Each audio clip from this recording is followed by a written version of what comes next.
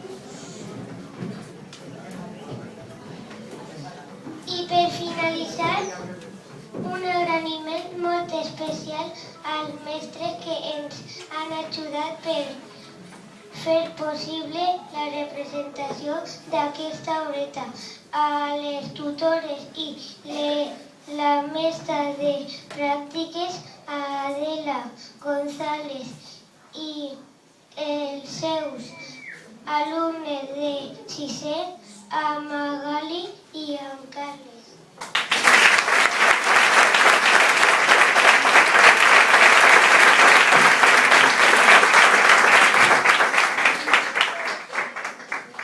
Ara us convidem junts a cantar la cançoneta que ja sabem de la Castanyera.